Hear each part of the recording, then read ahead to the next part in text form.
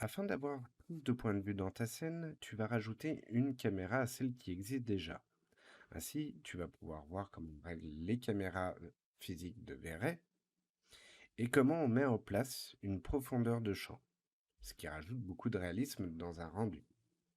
Donc pour commencer, tu vas venir te placer au-dessus de ta maison en changeant de vue en passant en vue top, touche T. Et lorsque tu es au-dessus de ta maison, tu vas faire F3 pour passer en mode filière.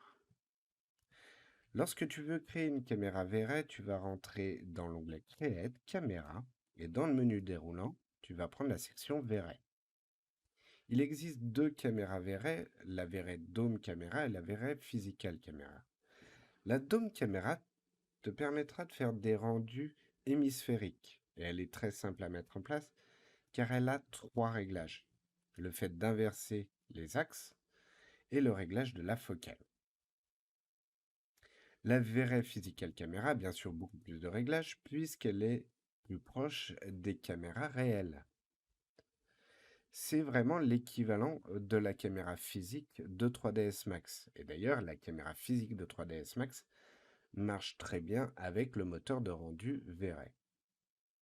Donc pour la mettre en place, tu vas maintenir le clic gauche afin de placer ta cible sur l'objet que tu souhaites. Ici, je vais la mettre sur l'enceinte Bluetooth qu'il y a sur la table basse. Puis tu peux utiliser la touche Shift pour entrer dans ta caméra et la souris et les outils que tu as en bas à droite pour placer ta caméra. Donc, je vais utiliser la Dollycam pour me rapprocher et l'Orbitcam pour me réorienter. Voilà. Tu peux ensuite réafficher tes shaders en faisant F3 et accéder au réglage de ta caméra dans l'onglet des modificateurs. Alors tout d'abord, tu as le réglage de la target. Est-ce que tu veux une cible ou non? Pour rappel, si tu as une cible, c'est elle qui va orienter la caméra. Si tu n'en as pas, il faudra que tu utilises l'outil Rotate pour tourner ta caméra. Tu as ensuite trois types de caméras, Still, Movie et Vidéo.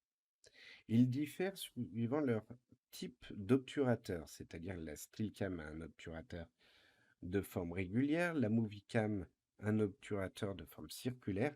Quant à la Vidéocam, elle utilise une CCD matrice. Ce qui va changer, c'est que si tu choisis la Movie Cam, tu vas avoir accès aux angles et décalages de ton obturateur.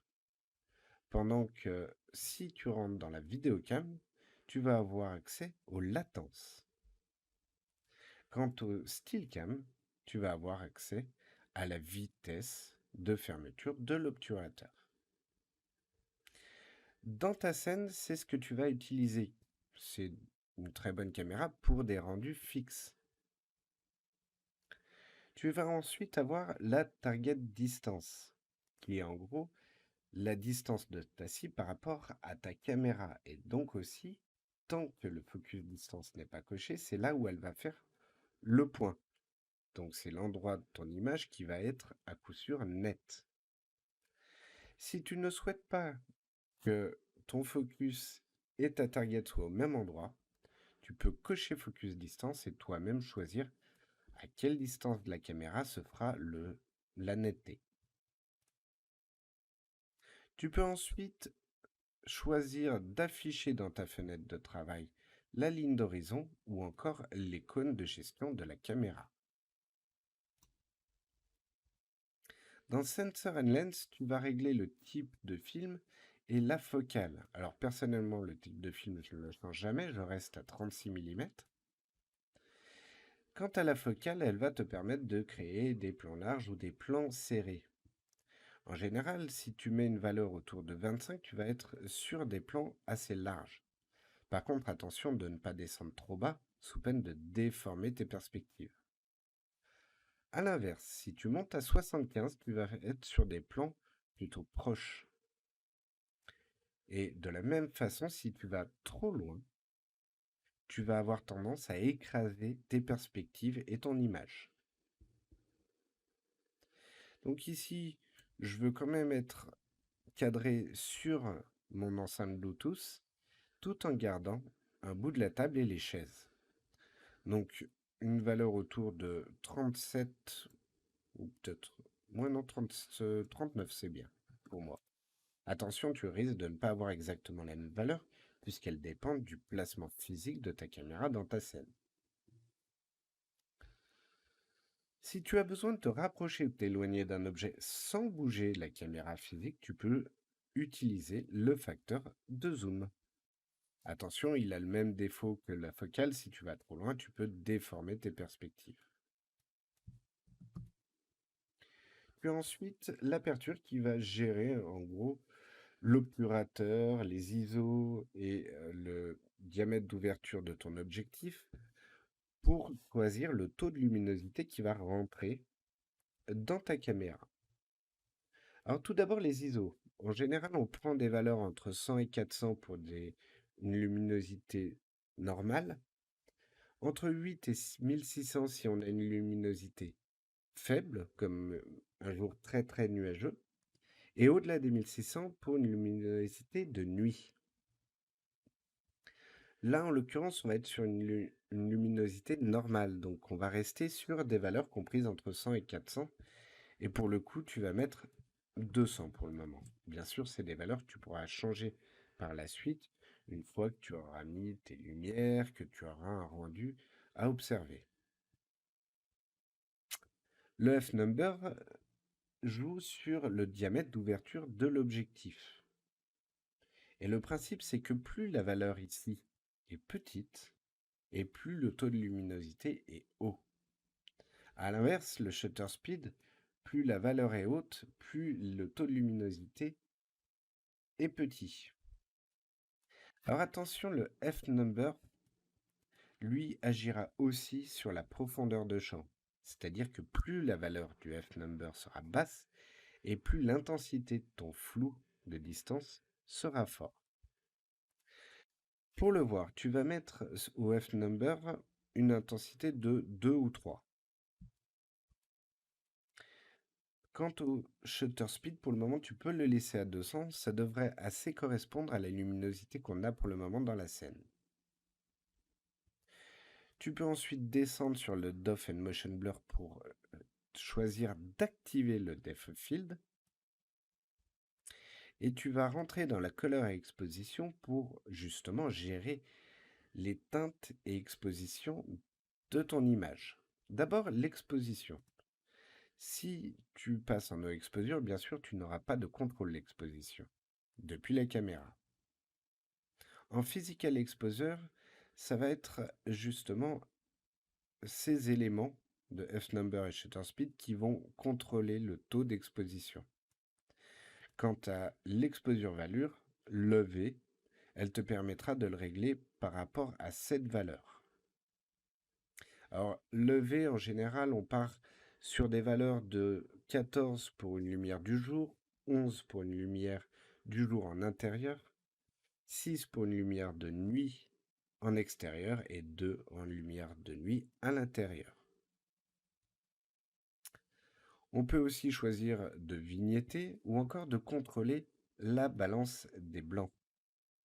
Alors la balance des blancs, tu vas pouvoir la contrôler suivant des presets de neutral, de lumière du jour ou encore de D, 65, 75, etc.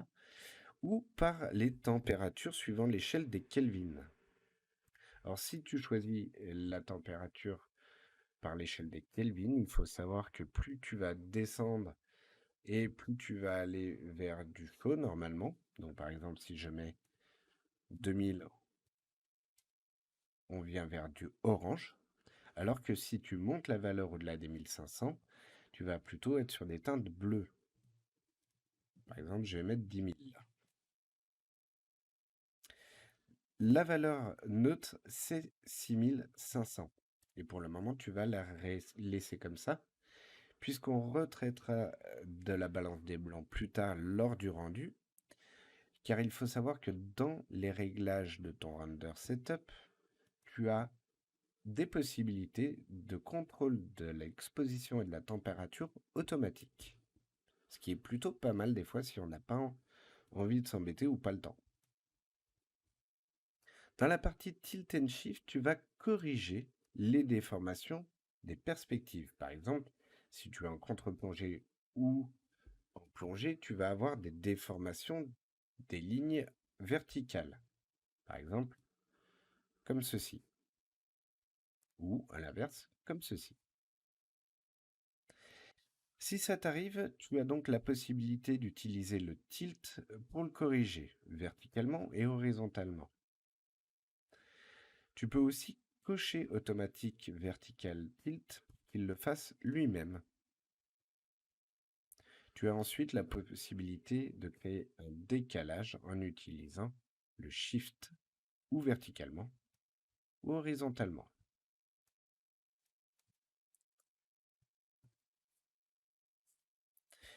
Le bokeh d'effets, ce sont des effets lumineux de lentilles. En fait, tu vas donc pour l'activer cocher bled, régler un nombre de bleds, puis jouer sur les réglages pour avoir exactement les effets lumineux que tu souhaites. C'est-à-dire, c'est un peu ces poussières lumineuses des fois que tu vois dans une photo. Pour le moment, tu ne vas pas en avoir besoin, tu le désactives. Les distorsions vont te permettre de créer des distorsions dans ton rendu. Par exemple, si tu passes en cubique, tu vas voir ici le maillage qui est complètement bombé vers l'extérieur et ton rendu en fait va suivre cette forme. Donc en gros, tu n'auras plus une image plate, mais un peu bombée. Tu peux changer la valeur avec le mount. Alors attention d'être très léger, autrement tu arrives encore une fois à des déformations des perspectives. Pour l'image actuelle, tu ne vas pas l'utiliser, tu vas prendre le quadratique.